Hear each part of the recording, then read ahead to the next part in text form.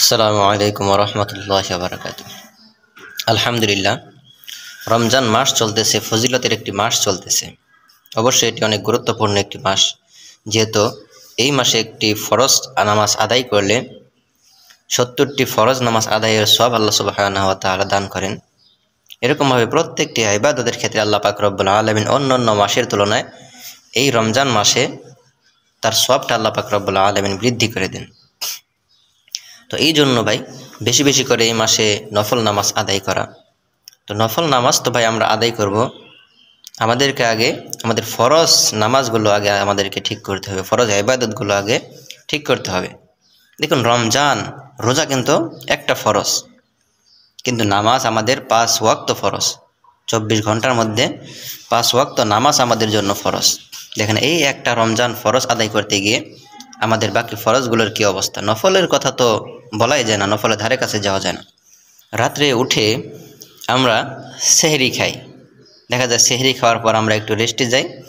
রেস্টে যাওয়ার ফলে আমাদের কি হয়, আমাদের ফজরের নামাজটা কাজা হয়ে যায়, অথবা নামাজ আমরা একটু লেট করি, অথবা জামাতের সহিত আমরা পড়তে পারি না, অথবা অনেকে আমরা নামাজটা পড়িই না, ঘুমের কারণে আমরা ঘুমিয়ে যাই।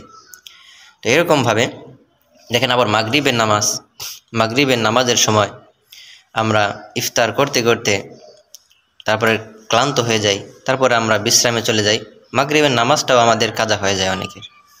এরকমভাবে এশারের নামাজটাও আমরা তারাবির ক্ষেত্রে তাড়াহুড়া করতে গিয়ে অনেক সময় আমরা ওয়াক্ত আসার আগেই পড়ে ফেলি।